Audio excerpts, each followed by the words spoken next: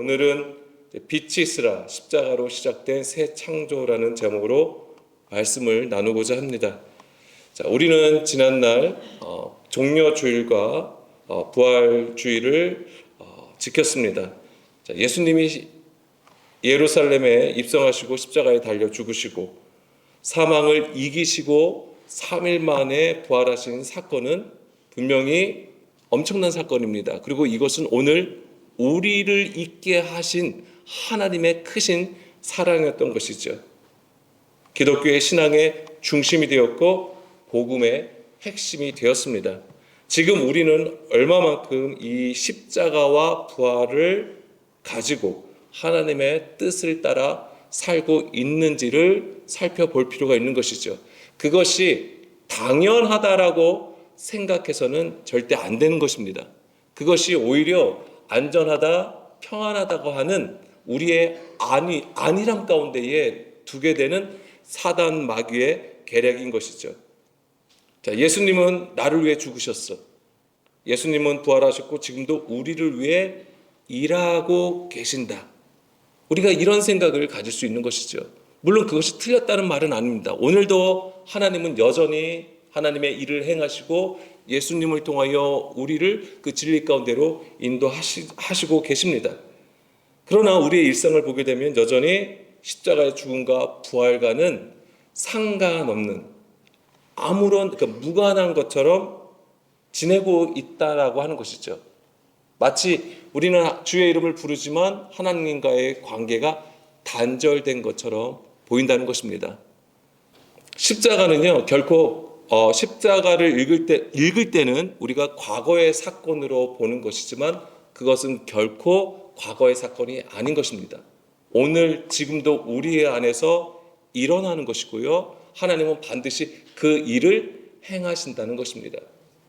제가 이런 말씀을 드리는 것은 우리가 예수님의 종려주일로 예수님의 예루살렘 입성을 우리가 예배를 드리고 부활절로 우리가 예배를 드렸다 할지라도 그것의 진정한 의미를 찾아가는 그 여정 가운데 있음을 다시 한번 말씀을 드리려고 하는 것입니다. 그래서 이제 4월 첫째 주일 우리가 부활절로 예배를 드렸습니다마는 4월 한 달은 이제는 이 십자가와 부활에 관해서 우리가 그 의미와 개념들을 좀 더 살펴보려고 합니다. 자, 우리는 평상시에도 이 십자가와 부활에 대해서 많은 얘기를 나누고 있습니다. 평소 우리가 갈라디아서 2장 20절의 말씀처럼 내가 그리스도와 함께 십자가에 못 박혔나니 그런즉 이제는 내가 사는 것이 아니요 내 안에 그리스도께서 사시는 것이다. 우리가 이 말씀을 너무나도 잘 듣고 깨닫고 있습니다. 그리스도와 함께 죽는 것과 그리스도께서 내 안에 사시는 것, 이것이 무엇입니까? 바로 부활의 의미라고 하는 것입니다. 부활이 무엇인지를 우리에게 정확하게 말씀해 주고 계시는 것이죠. 그렇지만 우리가 이 십자가와 부활이 복음의 핵심이 되는 것이지만은 기념하는 것으로 그리고 그냥 아는 것으로 끝내서는 안 된다고 하는 것입니다. 반드시 우리의 삶 가운데에 호흡함이 있어야 되는 거예요. 호흡함이라고 하는 것은 무슨 얘기입니까? 동행함이 있어야 되는 거예요. 그래서 말씀을 듣고 순종하여 나가는 그 삶이라고 하는 것입니다. 어떤 한 계명 하나하나를 붙들고 그것대로 살아가라는 얘기가 아니라 하나님께서 오늘 우리에게 어떤 일을 행하시는가를 감각하고 있어야 된다고 하는 거예요. 그러니까 각자가 당한 상황들이 다르잖아요. 그 다른 상황 속에서도 오늘 하나님은 나와 어떤 관계 가운데 있는지를 항상 살펴야 된다고 하는 것입니다. 문제는 하나님께 있는 게 아니죠. 하나님이 우리가 더럽고 부정하고 죄를 지었다고 해서 하나님께서 우리를 멀리 하시는 게 아니에요. 하나님은 항상 그곳에 계세요. 문제는 무엇입니까? 우리라고 하는 거예요. 우리의 죄와 우리의 부정과 우리의 불법으로 인해서 우리가 하나님과 멀어지는 것에 문제가 있는 것이지 하나님은 항상 그 자리에 있다고 하는 것입니다. 그래서 이것을 우리가 항상 감각해야 된다고 하는 거예요. 우리의 삶에서 겪는 여러 가지 고난과 힘듦을 말씀에 순종하여 믿음으로 이겨내는 신앙으로 우리가 반드시 주님 앞에 있어야 되는 것이죠. 마태복음 16장 24절의 말씀은 우리 보고 예수님이 십자가를 지셨으니까 너희도 십자가를 지고 따라오라. 어떤 힘든가 어려움이 있다 할지라도 참고 견뎌내라라는 것을 말씀해 주시는 것처럼 보여지지만 이 말씀의 핵심은 무엇입니까? 그리스도와 연합하라고 하는 얘기예요. 우리의 환경과 상황들은 다 달라요. 사는 것도 다르시잖아요. 가족관계도 다르시잖아요. 핵심은 뭐냐면 바로 그리스도와 연합하라고 하는 얘기예요. 예수님의 제자들은 물론이거니와 사도 바울도 이 십자가의 길로 나아가기를 원했던 거잖아요. 그래서 고린도전서 2장 2절 말씀, 내가 너희 중에 예수 그리스도와 그가 십자가에 못 박힌 것 외에는 아무것도 알지 아니하기로 작정하였습니다. 이게 사도 개인적으로 하나님 알기를, 예수님의 그 십자가 알기를 원하는 것은 당연한 거니와 그 다음에 그가 전하고자 했던 복음의 핵심이 무엇이냐면 바로 예수 그리스도고, 그 예수님도 어떤 예수님이냐면 바로 십자가에 못 박히신 예수님이라고 하는 거예요. 십자가를 얘기할 때 당연히 그 부활도 따라오는 것입니다. 왜냐하면 이 부활, 하나님의 영광이 나타나기 위해서는 반드시 이 십자가의 죽음이 있어야 되기 때문에 사도 바울은 이렇게 얘기를 하는 것이죠. 그래서 이게 사실 1절부터 보게 되면은 사도 바울은 하나님 나라의 복음을 전할 때에 말과 지혜의 아름다운 것으로 행하기보다는 예수 그리스도와 그가 십자가에 못 박힌 것을 전하기를 간절히 원했던 것입니다. 아는 지식으로 전한 게 아니에요. 그가 구약의 말씀에 능통하다고 해서 그것으로 전한 게 아니었어요. 그는 다메섹에서 예수님을 경험한 것이죠. 그곳에서 십자가에 못 박혔던 거예요. 예수님이 십자가에 못 박힌 것이 우리에게 모두에게 적용이 되는데 그 삶 가운데에 그 십자가를 경험을 했다고 하는 것이죠.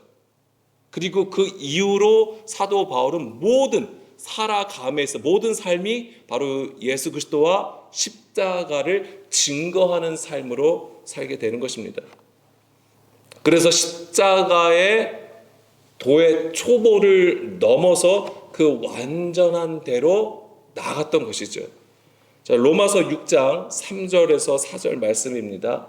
무릇 그리스도 예수와 합하여 세례를 받은 우리는 그의 죽으심과 합하여 세례를 받은 줄을 알지 못하느냐? 그러므로 우리가 그의 죽으심과 합하여 세례를 받음으로 그와 함께 장사되었나니 이는 아버지의 영광으로 말미암아 그리스도를 죽은 자 가운데서 살리신과 같이 우리로 또한 새 생명 가운데서 행하게 하려 함이라. 아멘. 자, 여기서 지금 로마서 6장의 말씀을 읽어드렸는데요. 사도 바울이 로마로 가고자 했던 이유는 무엇입니까? 단 하나예요. 십자가와 부활을 전하기 위해서예요. 로마 교회뿐만 아니라 초대교회에 예수님의 복음을 전했습니다. 예수님이 살아나셨다. 예수님이 우리를 대신하여 모든 죄를 감당하시고 십자가에 죽으셨고 그분은 그 말씀대로 3일 만에 살아나셨다. 그 당시의 복음의 핵심이에요. 근데 그것을 전했는데 그것으로 끝나버렸어요. 초대교회가. 그래서 사도 바울은 그것이 바로 뱀의 미혹 가운데에 있음을 깨닫고 온전히 진리를 전하는 것에 집중하였던 것입니다. 그 진리의 핵심이 바로 십자가와 부활이었던 것이죠. 5절 말씀 계속 보게 되면 만일 우리가 그의 죽으심과 같은 모양으로 연합한 자가 되었으면 또한 그의 부활과 같은 모양으로 연합한 자도 되리라. 아멘. 자, 여기서 얘기해 주잖아요. 너희가 그의 죽으심과 같은 모양으로 연합하였다면, 그리스도와 함께 십자가에 못 박혔다면 또한 어떻게 되는 것입니까? 반드시 그의 부활과 같은 모양으로 연합한다라고 하는 거잖아요. 여기서는 우리가 잘 생각해야 되는 것은 갈라디아서 2장 20절의 말씀을 좀 다시 한번 생각하시면 좋겠습니다. 그리스도와 함께 우리가 십자가에 못 박혔다고 했을 때 예수님과 같은 모양으로 다시 부활한다는 개념보다는 무엇을 얘기하냐면 그리스도께서 내 안에 사신다라고 하는 거예요. 같이 호흡한다라고 하는 것입니다. 여기서 연합한 자가 되었다라고 하는 것은 슈미토스라고 해가지고 원래는 같이 자란다라는 뜻이에요. 같이 자라다예요. 그래서 이거 수요 예배 때 말씀을 드렸습니다. 같이 자라다, 밀접하게 연합되는 거예요. 그래서 찾지는 않겠습니다. 요한복음 12장 24절의 말씀에서처럼 한 알의 밀이 땅에 떨어지는 것이죠. 그러면 어떻게 됩니까? 열매를 맺어야 되는데 열매를 맺기 위해서는 반드시 죽어야 된다고 하는 거예요. 그와 같아야 된다고 하는 것입니다. 그래서 싹이 트게 되면 싹이 트게 되고 자라고 열매를 맺게 되는 거잖아요. 그 모든 순간순간마다 함께 하시는 분을 얘기하는 거예요. 같이 자라는 거예요. 하나님께서 십자가로 우리를 너무나도 사랑하셔 십자가를 보여주셨어요. 자, 내가 나의 아들 예수 그리스도를 너희들에게 보내주고 십자가에 죽기까지 했어. 자, 이제 너희들이 십자가를 보고 따라하면 돼. 내가 십자가의 길로 그냥 오면 돼 하고 잘 오나 안 오나 방치하시는 게 아니에요. 그냥 두시는 게 아니란 말이에요. 함께 하신다고 하는 거예요. 그게 핵심이에요. 예수님께서 자기를 부인하고 자기 십자가를 지고 따르라고 하셨을 때는 내가 이만한 고난을 겪었으니까 너희도 같이 겪자 이런 얘기가 아니에요. 동행하심이에요. 연합이 핵심이라고 하는 것입니다. 그랬을 때에 우리가 이렇게 예수 그리스도와 연합한 자가 되었을 때에 우리는 능히 사망을 이기고 부활에 이르게 되는 것입니다. 이런 자가 바로 참된 제자가 되어서 자기를 부인하고 자기 십자가를 지고 살아가게 되는 것이죠. 그것이 바로 예수의 삶이 되는 것입니다. 자, 그렇다면은 우리는 성경에 어디서부터 이 십자가와 부활을 읽을 수 있을까요? 어디서부터? 그렇습니다. 구약의 모든 말씀은 예수 그리스도를 증거하고 있습니다. 그러면 예수 그리스도를 증거하고 있을 때에 그 핵심은 무엇이 되겠습니까? 십자가와 부활에 대한 가는 거예요. 부활에 관한 것입니다. 자, 우리가 이 십자가의 복음을 볼 수 있는 것은 창세기의 말씀에서부터 우리는 읽을 수 있는 것이죠. 근데 우리가 가장 먼저 보게 되는 표면적인 복음은 창세기 3장 15절에 있습니다. 우리가 흔히 원시 복음이라고 하는 것인데 창세기 3장 15절 말씀에 보게 되면 내가 너로 여자와 원수가 되게 하고 내 후손도 여자의 후손과 원수가 되게 하리니 여자의 후손은 내 머리를 상하게 할 것이요 너는 그의 발꿈치를 상하게 할 것이니라 하시고. 자, 이 말씀은 이제 금요 예배 시간에도 이 말씀을 나누었습니다. 자, 이 말씀을 우리가 흔히 이제 원시 복음이라고 부르는데 예수님의 십자가 사건을 계시하고 있는 것이라고 우리가 보고 있는 것이죠. 자, 예수님이 십자가에 죽으심으로 뱀의 머리를 깨트린 것으로 성취된 것입니다. 뱀의 머리를 어디서 깨트리셨냐면 바로 십자가를 지심으로써 깨트리신 것이죠. 우리는 여기서 사실 더 나아가서 깨달을 수 있는 것이 골로새서나 에베소서의 말씀에서처럼 이 뱀의 머리라고 하는 것은 무엇입니까? 사람의 계명으로 가르치는 것을 얘기하는 거예요. 사람의 계명을 얘기하는 거예요. 그래서 예수님께서 그 당시에 바리새인 서기관들을 향해서 뱀의 자식들이라고 하면서 너희가 외식하게 하는 것, 그래서 너희들이 가르치는 것으로 하나님을 오히려 멀리하게 만들었다라고 책망하시는 부분이 있는 것이죠. 그게 이런 부분하고 다 연결이 되는 것입니다. 그러니까 뱀의 머리라고 하는 것은 바로 그 생각, 사상을 얘기하는 거예요. 그래서 하나님으로 나가지 못하게 하고 오히려 하나님을 멀리하게 하는, 육신의 생각을 가지고 하나님을 섬겨 우상을 숭배하는 것을 말하는 것입니다. 그것을 예수님께서 십자가로 깨뜨리신 것이죠. 이 말씀에서는 십자가의 복음을 문자로도, 그러니까 표면적으로도 드러낸 것이지만 이보다 앞서 하나님은 십자가와 부활을 계시하여 말씀하신 부분이 있는 것이죠. 그것이 바로 이제 창세기 1장 1절부터예요. 창세기 1장 1절부터, 그러니까는 하나님의 창조가 곧 십자가와 부활을 나타낸다라고 하는 것입니다. 그래서 이제는 우리가 창조 사역을 전체 다 보지는 않겠습니다만, 첫째 날에 관해서만 잠깐 말씀을 드리겠습니다. 창세기 1장 1절부터 4절 말씀해 보게 되면 태초에 하나님이 천지를 창조하시니라. 여기서 천지라고 했습니다. 그 하늘과 그 땅이에요. 그러니까 무엇을 얘기하는 것입니까? 그 하늘과 그 땅은 이스라엘을 가리키는 거예요. 이스라엘. 그럼 여기서 이스라엘이라고 했을 때는 어떤 적인 물리적인 이스라엘을 생각하시겠지만, 물리적인 이스라엘을 얘기하는 게 아닙니다. 바로 하나님의 언약 안에 있는 자들을 얘기하는 것입니다. 그 이스라엘을 얘기하는 거예요. 물론 표면적으로도 나타나 있는 것이지만 땅이 혼돈하고 공허하며 흑암이 그 깊음 위에 있고 하나님의 영은 수면 위에 운행하시니라. 자, 그 다음에 이제 1절을 얘기하시고 그 다음에 곧바로 땅이 나오는데 이 땅의 상태가 심상치가 않죠. 혼돈하고 공허하고 흑암이고 깊음 가운데 있다라고 하는 거예요. 이것이 무엇입니까? 바로 어둠 가운데 있음을 얘기하는 것입니다. 이것이 바로 우리 세상을 얘기하는 것이죠. 그런데 하나님의 영이 수면 위를 운행하시죠. 바로 이 하나님의 영의 운행하심으로 어떤 일이 벌어지냐면 3절에 빛이 있으라. 빛이 있게 되는 것입니다. 이 빛을 비춰 주심으로써 이제 빛과 어둠, 낮과 밤이 나눠지게 되는 것입니다. 자, 우리가 문자로 보게 되면 천지 창조예요. 하나님의 말씀으로 우주와 자연을 창조하신 것으로 읽혀지는 부분입니다. 하나님의 창조를 영으로 깨닫기 위해서는 성경 전체를 통전적으로 관통하는 것으로 우리가 봐야 된다고 하는 것이죠. 반드시 그것이 필요한 것입니다. 그 한 부분만을 가지고 있게 되면 문자에 갇히게 돼요. 그렇지만은 창세기부터 요한계시록의 말씀을 관통해서 통전적으로 보게 되면은 우리가 좀 더 영으로 깨달을 수가 있게 되는 것이죠. 그래서 하나님의 창조하심의 본질은 무엇일까요? 계속해서 말씀을 드린 것처럼 우리가 지금껏 성경을 보면서 우주 창조만을 얘기하지 않았죠. 우주 창조도 당연한 것이지만 그것만을 얘기하지 않았습니다. 하나님의 창조는 우선 이 천지가 좀 전에도 말씀드린 것처럼 이스라엘을 얘기하시는 것입니다.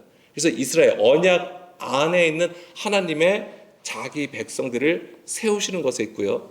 그 다음에 하나님의 아들들 그리고 거룩한 제사장 하나님의 나라를 세우는 것에 있는 것입니다. 그리고 우리가 잘 알고 있는 것처럼 성전을 세우는 것 또한 하나님의 창조 사역이라고 하는 것입니다. 그래서 그것의 실제를 우리는 성경에서 어떻게 보고 있냐면 그 실제를 출애굽에서 볼 수 있는 거예요.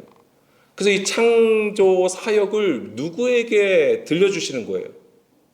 출애굽한 이스라엘 백성에게 들려주시는 거예요. 그러면 우리는 연약한 자입니다. 그럼 이 하나님의 이 무한하신 지혜와 지식을 우리가 어떻게 깨달을 수 있냐고요?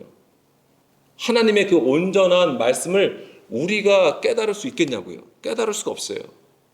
우리는 어떻게 하나님의 말씀을 이해할 수 있냐면 우리가 가진 경험을 통해서 하나님의 말씀을 깨닫게 되는 거예요. 그래서 이 천지 창조도 우리가 아는 것으로 말씀해 주시는 거예요. 그렇다면 이 천지 창조를 읽었을 때에 출애굽한 이스라엘 백성들은 어떻게 읽을까요? 그들이 애굽 안에 있는 것과 애굽에 하나님의 재앙이 내린 것과 그들이 애굽에서 나온 것, 홍해 사건을 거치고 광야 생활을 가는 것으로 이 천지 창조를 읽게 되는 것입니다. 그래서 2절 말씀에 땅이 혼돈과 공허와 흑암과 깊은 가운데 있을 때에 그들은 무엇을 생각을 했겠어요? 그들이 애굽 안에서 종노릇 하고 있었던 것, 애굽 안에 갇혀서 노예 생활하고 있었던 것으로 이해를 하는 거예요. 그리고 빛이 있어요. 그건 뭐예요? 하나님께서 방문하심으로써 애굽에서 나오게 하시는 것이죠. 그러면서 애굽에 어떤 일이 벌어졌던 거예요? 10가지 재앙이 내린 거잖아요. 이게 뭐예요? 하나님의 말씀이 임한 거예요. 이게 빛이에요. 빛이 임하니까 어떻게 되는 거예요? 빛과 어둠이 나뉘게 되는 것이죠. 구별되는 거잖아요. 이 구별돼야지만이 비로소 애굽에서 나올 수 있다라고 하는 것이죠. 이게 출애굽 사건이 되는 것입니다. 그래서 성경을 이해할 때 가장 중요한 사건이 바로 출애굽이에요. 출애굽 사건이 되는 것입니다. 그리고 또한 이 제2의 출애굽 사건이 있었어요. 또 무엇입니까? 바벨론에서 나와서 다시 이스라엘로 돌아가는 것. 그것을 제2의 출애굽으로 보고 있죠. 바벨론 포로 귀환을 얘기하는 것입니다. 애굽, 바벨론이라고 하는 구조에서 나와서 하나님이 약속한 직역, 그게 우리가 언약 안에 들어갔음을 얘기하는 거예요. 그러니까 이스라엘, 물리적인 이스라엘을 통하여 유대인들을 통하여서 그것을 표면적으로 보여주시는 거예요. 그렇다고 그들에 대해서 그들은 하나님의 민족이고 하나님의 백성이에요. 성경에서 말하는 것은 언약 안에 있음을 보여준다라고 하는 것입니다. 그것을 절대 잊어서는 안 되죠. 마태복음 4장 16, 17절 말씀. 이 출애굽의 사건, 이 출애굽 사건을 통하여서 천지 창조하신 하나님의 그 일하심은 우리가 마태복음 4장 16절 말씀에 보게 되면 흑암에 앉은 백성에게 큰 빛으로 오셨죠. 사망의 땅과 그늘에 앉은 자들에게 이제 빛을 비춰 주시게 되는 것이죠. 이때부터 예수님께서 뭐라고 전파하십니까? 회개하라, 천국이 가까이 왔다. 빛을 말씀으로 표현한다면 바로 이거예요. 회개하라, 천국이 가까이 왔다. 이 말씀을 듣는 자는 안에서 어떤 일이 벌어지면 빛과 어둠이 나뉘게 된다고 하는 것이죠. 사도 바울이 다마스에서 이것을 경험한 거예요. 실제적으로 예수님이 빛이 있으라 이렇게 말씀하셔서 그러니까 그렇게 빛과 어둠이 착 갈라진 게 아니고, 그가 예수님이 바울에게 나타나심 자체가 바로 뭐였냐면 바로 빛이었다고 하는 거예요. 그래서 그가 어떻게 됩니까? 하나님께 돌아오는 역사가 그곳에서 있었던 거잖아요. 구별된 것입니다. 이게 하나님의 거룩이 임한 거예요. 그래서 예수님의 사역은 바로 우리에게 빛을 비춰주시는 사역이었던 것이고, 그것은 오직 구약에서 나타나신 말씀하셨던 그 일이 온전히 드러났던 것입니다. 바로 이 역사가 바로 첫째 날에 하나님의 창조 사역이 되는 것입니다. 자, 예수님께서 하신 일은 아버지께서 하신 일이에요. 요한복음 5장 20절, 21절 말씀해 보게 되면은 아버지께서 아들을 사랑하사 자기가 행하시는 것을 다 아들에게 보이시고 또 그보다 더 큰 일을 보이사 너희로 놀랍게 여기게 하시리라.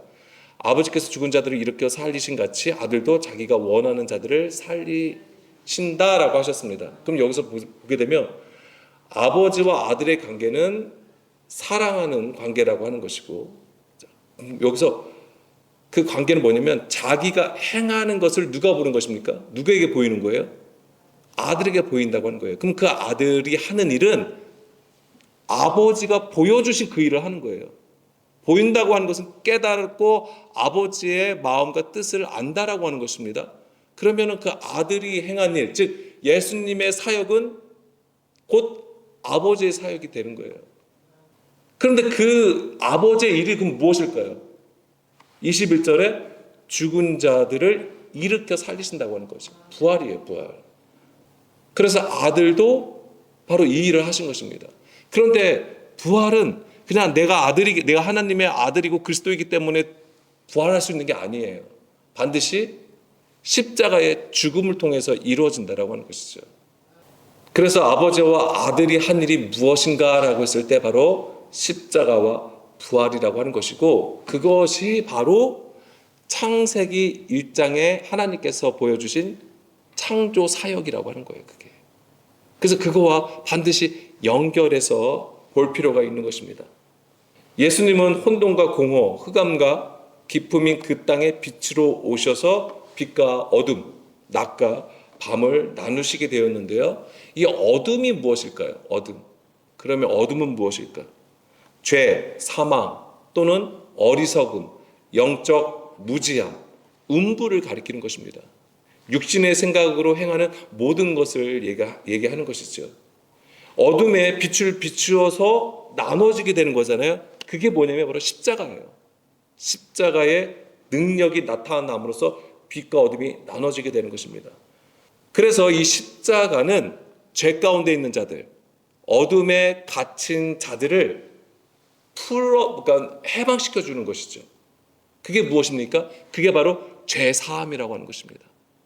그래서 이 죄 사함을 받은 자들은 더 나아가서 이제 제사장의 나라가 되는 것이고 거룩한 백성으로 세워지게 되는 것이죠. 그래서 이 여정이 출애굽 사건에 다 나온 거예요. 애굽에서 나오고 홍해를 거치고 광야를 지나는 것입니다. 하나님의 목적은 출애굽에 다 나와 있어요. 거기서 너희를 어떻게 하시는 거예요? 거룩한 백성으로 삼으시겠다고 하는 거예요. 제사장의 나라요 거룩한 백성으로 세우시겠다고 하는 것입니다. 출애굽기 19장에 나와 있는 것이죠. 그래서 그 제사장의 나라요 거룩한 백성으로 세우시는 것, 그것이 무엇이냐면 바로 부활이라고 하는 거예요.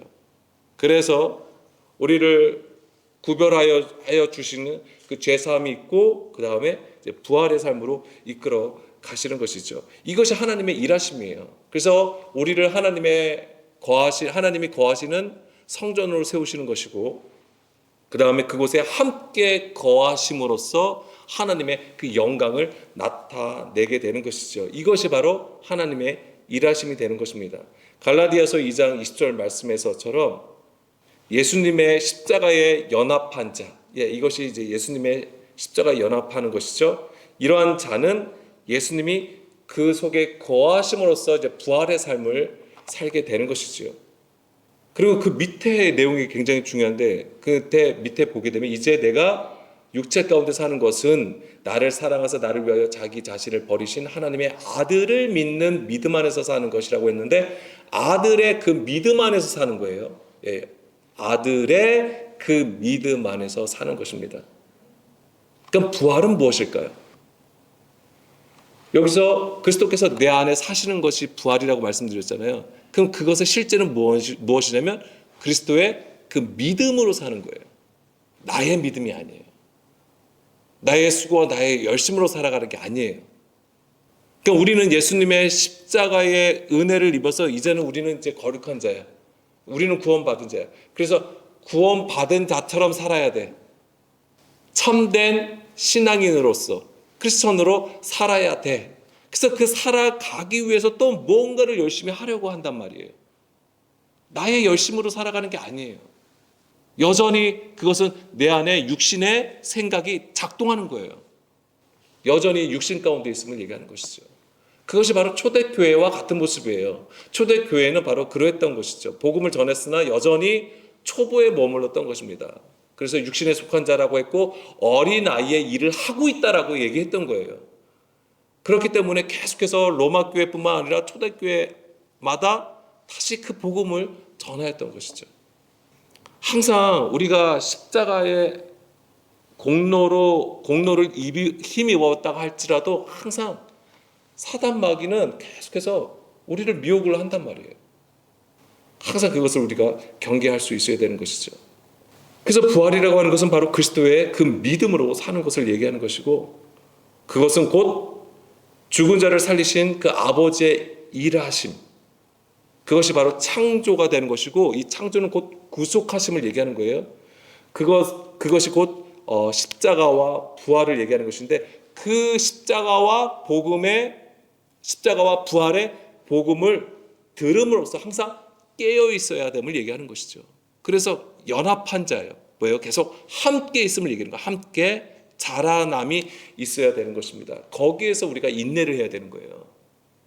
물론 우리가 우리의 삶 가운데서 여러 가지 어려움이 있고 이것은 반드시 이겨내야 되는 부분들도 있는 것이지만 믿음으로 인내하면서 그 말씀을 따라감이 있어야 되는 것이죠.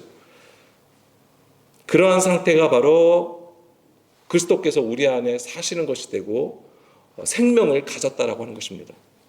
성경에서 생명은 무엇입니까? 빛이고요. 말씀이 되는 것입니다. 요한복음 1장 1절에서 4절 말씀. 태초에 말씀이 계시니라. 이 말씀이 하나님과 함께 계셨으니 이 말씀은 곧 하나님이시니라. 그가 태초에 하나님과 함께 계셨고 만물이 그로 말미암아 지은 바 되었으니 지은 것이 하나도 그가 없이는 된 것이 없느니라. 그 안에 생명이 있었으니 이 생명은 사람들의 빛이라. 아멘. 자, 예수님은 말씀이 육신이 되어 우리 가운데에 오셨습니다. 그것이 뭐예요? 빛이에요. 빛으로 오신 거예요.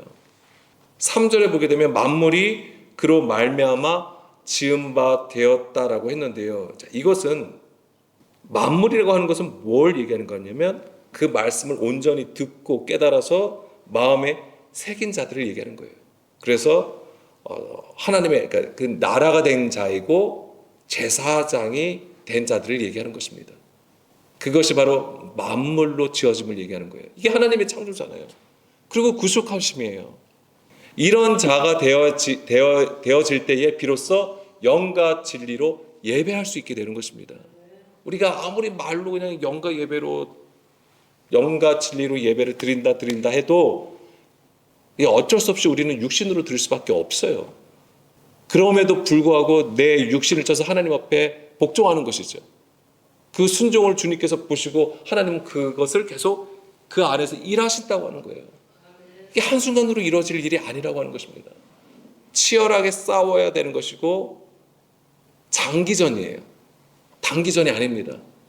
요한복음 5장 25절 27절 말씀입니다. 죽은 자들이 하나님의 아들의 음성을 들을 때가 오나니 곧 이때라. 듣는 자는 살아나리라. 아버지께서 자기 속에 생명이 있음 같이 아들에게도 생명을 주어 그 속에 있게 하셨고 또 인자됨으로 말미암아 심판하는 권한을 주셨느니라. 하나님이 가지신 생명을 누구에게 주셨습니까? 아들에게 주셨잖아요. 아들에게 주셨어요. 그러면 우리가 이 생명을 가지기 위해서는 내가 달라고 하면 하나님께서 주실까요? 하나님의 방법은 우리에게 그 생명을 주시는 게 아니었어요. 어떻게 주시는 거예요? 방법이 좀 달라요. 예, 아들을 우리 안에 두시는 것으로 그 생명을 두시는 거예요. 그렇기 때문에 그리스도의 믿음이어야 되는 거예요. 나의 믿음이 아니에요. 만약에 하나님께서 예수 그리스도에게 그 생명을 주신 것처럼 예수 그리스도가 아니라 그 생명을 우리 안에 곧바로 주셨다면 그럼 십자가도 사실 필요가 없어요. 그냥 그건 말 그대로 대신이에요. 그러니까는 하나님과 예수님과 우리가 따로따로 있게 되는 거예요. 그런데 우리 여기서 성경에서 핵심은 뭐냐면 연합이에요. 하나됨이에요. 근데 그것을 어떻게 했냐면 예수 그리스도를 통하여서 그 일을 하시는 것인데 그 예수 그리스도를 우리 안에 두심으로써 그 일이 성취가 되는 거예요. 그 관계를 잘 이해하셔야 되는 거예요. 그렇기 때문에 우리의 열심과 우리의 노력과 우리의 믿음으로 되는 것이 아니다라고 말씀을 드리는 거예요. 왜 이래야지만이 우리 안에는 육신이 완전히 죽어져야 돼요. 완전히 죽어지게 되는 것입니다. 이것을 경험해야지만이. 그래야지 우리가 사도 바울과 같이 오직 예수 그리스도와 십자가만을 증거하게 되는 거예요. 안 그러면요 말같이 아름다운 것을 계속 전하는 거예요. 우리가 복음을 전해도 우리가 듣기 원하는 그 단어들, 평상시에 들어보지 못했던 신박한 단어들, 그런 걸로 얘기할 수 있다라고 하는 것이죠. 그러면 사실 우리 안에 어떤 것, 평상시에 듣지 아니하고 새로운 단어의 조합들로 나오잖아요. 그러면 번뜩해요, 사실은. 그거는 정말 어쩔 수가 없어요. 번뜩하게 될 수밖에 없어요. 왜냐하면 새로운 거라고 생각을 하거든요. 자, 새 생명의 말씀, 새 생명, 새 말씀 이런 걸 얘기하자. 새 창조를 얘기하는데 이게 새롭다고 해서 갑자기 없던 것이 새롭게 나온 것이 아니에요.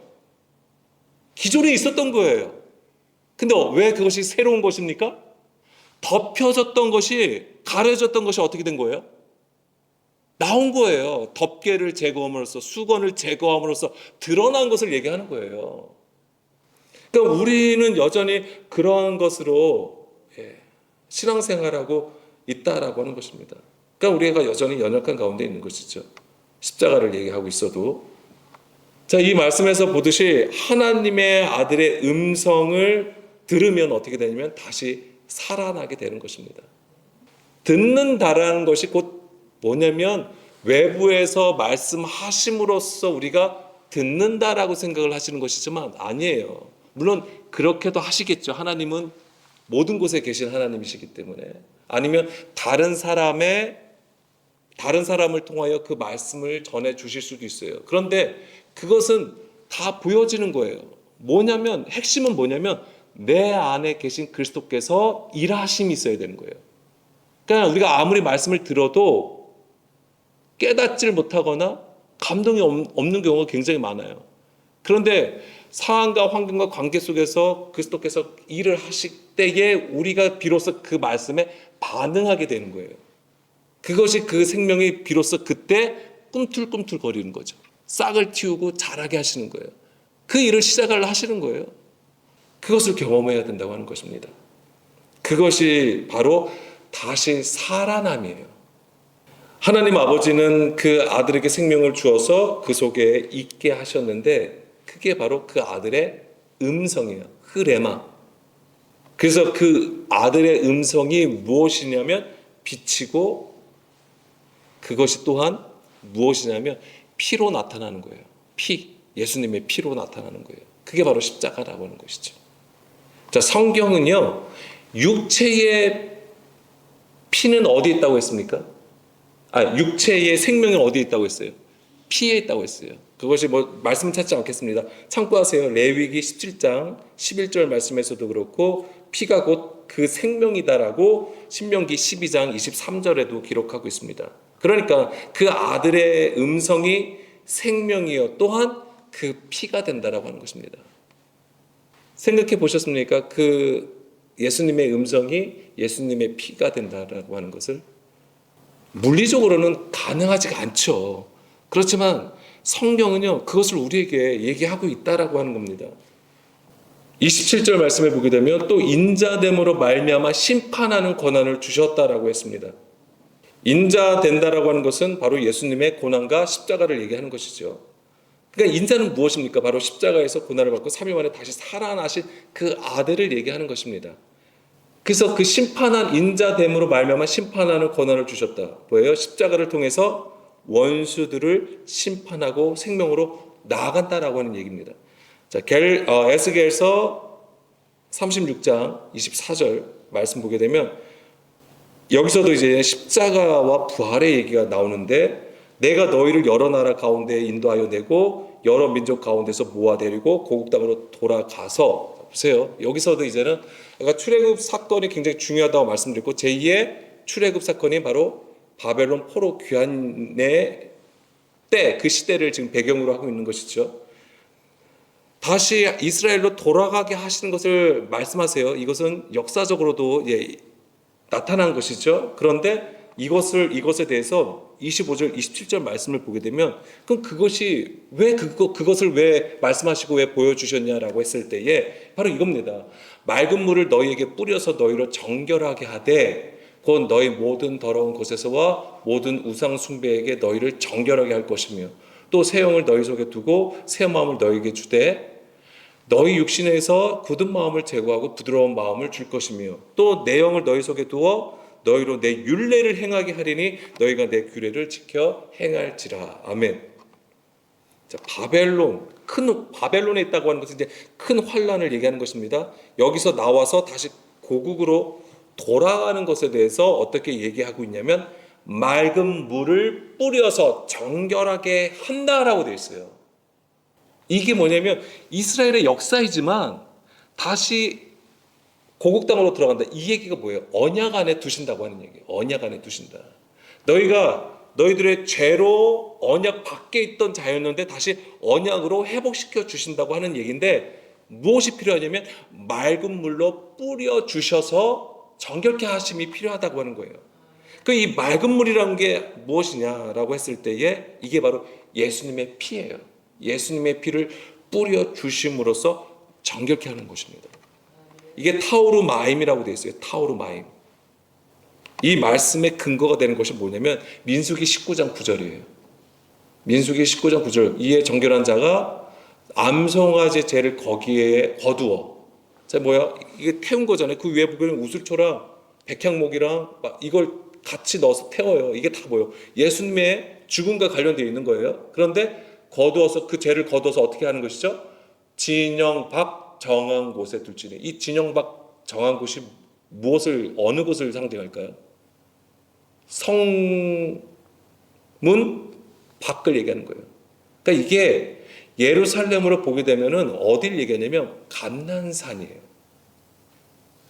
성전이 동쪽에 있어요. 이 동문으로 나가서 그 밖으로 곧바로 정한 곳이 있어요.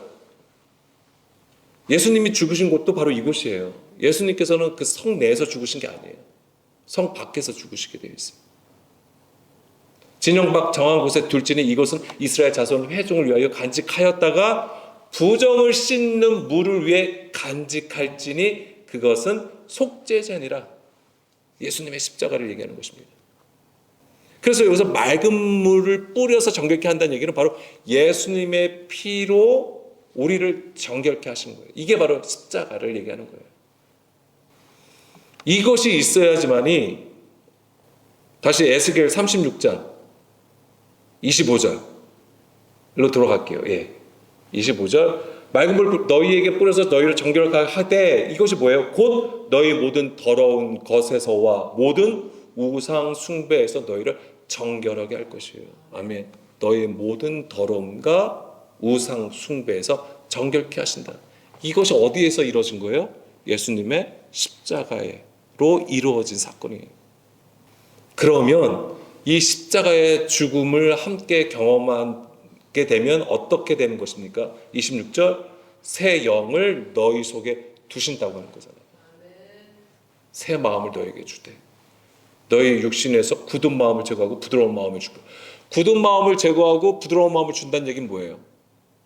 우리의 마음이 그냥 부드럽고 착해지고 이걸 얘기하는 거예요.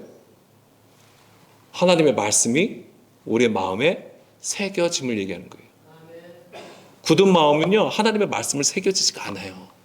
하나님의 말씀을 듣지 않아요. 근데 부드러운 마음이 된다고 하는 것은 우리의 어떤 기질과 성질을 바꾼다는 얘기가 아니에요.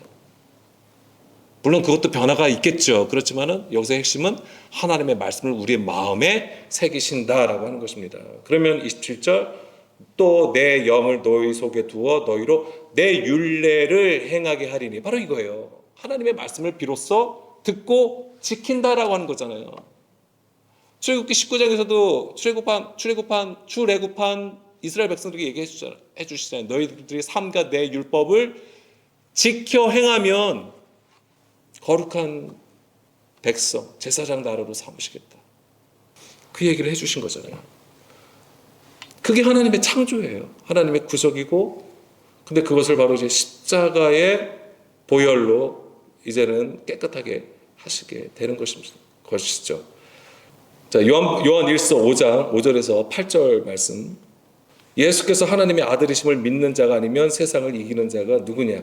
이는 물과 피로 임하신 이신이 곧 예수 그리스도시라. 물로만 아니요 물과 피로 임하셨고 증언하는 이는 성령이시니 성령은 진리니라. 증언하는 이가 셋이니 성령과 물과 피라. 또한 이 셋은 합하여 하나이니라. 아멘. 여기서 성령이라고 되어 있지만 그냥 푸뉴마로 되어 있어요. 그냥 영이에요. 영과 물과 피. 이게 지금 누구를 얘기하는 거예요? 누구를 가리키고 있습니까? 예수님을 가리키고 있는 거예요. 이게 지금 예수님의 십자가와 관련되어 있다고 하는 것입니다. 근데 그 예수님이 바로 빛이라고 하는 거예요. 그래서 그 빛으로 오심은 말씀으로 오심이고 그 말씀이 역사하심은 바로 십자가라고 하는 거예요. 그리고 그것이 있어야지만이 부활로 나갈 수 있다라고 하는 것입니다. 그래야지만이 세상을 이길 수 있어요. 그래서 세상은 무엇입니까? 우리 안에 육신의 구조를 얘기하는 거예요. 우리가 옳고 우리가 맞다라고 하는 그 시스템, 체계를 얘기하는 거예요. 그것이 무너지게 하는 것이 바로 예수님의 십자가인 것이고, 그래야지만 우리가 부활의 삶으로 살아갈 수 있는 것입니다. 자, 오늘 말씀 정리해서 다시 한번 말씀을 드리겠습니다. 이 십자가와 부활은요 결코 과거의 사건이 아니라 오늘 우리가 경험해야 하며 반드시 누려야 하는 삶인 것입니다. 지금 현재예요. 미래의 일도 아닙니다. 지금 우리가 누려야 되는 하나님의 축복이라고 하는 거예요. 십자가가 축복이에요. 고난의 길이라고 할지라도 그것은 축복인 것입니다. 왜요? 하나님의 목적은 십자가로 끝나는 게 아니었어요. 부활했다라고 하는 것입니다. 그래서 우리 하나님과 함께, 예수님과 함께 하시는 것에 있는 거예요. 이것을 위해서 하나님은 태초에 말씀하여 주셨다고 하는 거예요. 그 말씀이 우리 가운데 빛으로 임하는 것이고 어둠과 어둠을 나누게 하신 거예요. 그리스도의 십자가로 그것을 우리에게 분명히 확증하여 나타내심으로써 의심하지 말라라고 하는 것입니다. 지금 우리가 힘들고 어렵기 때문에 의심하고 피곤하고 낭망하고 그러지 말라라고 하는 거예요. 분명히 보여주셨단 말이에요. 그런데 우리는 여전히 우리가 보는 것으로만 판단을 하게 되니까 여전히 힘든 가운데 있는 것이죠. 우리는 종종 우리가 져야 되는 십자가, 우리가 십자가를 얘기하면 우리가 견뎌야 하는 고난 정도로만 이해를 해요. 또 이겨내야 되는구나. 또 믿음으로 또 기도해야 되는구나. 이렇게 생각을 하는 것입니다. 그렇지만 성경이 말하는 십자가는 고난의 이야기가 아니라고 하는 것입니다. 바로 생명을 창조하시는 하나님의 지혜이고 능력이 되는 것입니다. 우리는 왜 이 십자가가 이렇게 약할까요? 그렇습니다. 아직까지 우리가 듣지 못하는 구조를 가지고 있기 때문에 그렇습니다. 우리가 앞에서도 보았듯이 내가 그리스도와 함께 십자가에 못 박혔나니, 이 말씀이 어떤 결단과 고백이 아닙니다. 이미 이루어진 구속의 선언이에요. 아멘. 우리에게 이미 이루어진 일인 것입니다. 그것을 발견해야 되는 거예요. 그렇기 때문에 오늘 우리가 성령님의 도우심을 받아서 수건이 벗겨져야 되는 것입니다. 우리를 가리고 있는 비닐이 완전히 벗겨져야 되는 것입니다. 그래야지만 그 생명을 보게 되고 그 생명으로 나아갈 수 있는 것입니다. 이제 우리가 십자가를 얘기할 때는 나의 옛사람은 끝난 것으로 선언하십시오. 그래서 그 끝난 자리에 싹이 틈으로써 부활의 삶이 시작이 되는 것입니다. 예수님의 생명이 그 안에서 나오는 거예요. 우리 안에 계신 예수 그리스도께서 그 생명으로 우리를 잉태하셔서 그 부활의 삶으로 이끌어 가시는 것입니다. 우리는 항상 갈림길에 있음을 기억을 해야 되는 것이죠. 여전히 어둠 가운데 머물고 있지는 않은지, 우리가 빛 가운데 가고 있는지를 항상 살펴야 되는 것이고, 여전히 나의 신앙으로 사는지 그리스도의 믿음으로 사는지를 항상 살필 수 있어야 되는 것입니다. 매 순간마다 날마다 우리가 이것을 감각하고 깨어 있어야 되는 것입니다. 오늘도 우리가 이 하나님의 거룩한 은혜 안에 그 생명을 가지고 살아가기를 간절히 원합니다. 아멘. 이 시간 우리 함께 오늘 나누신 말씀들 우리가 기도하기를 원합니다.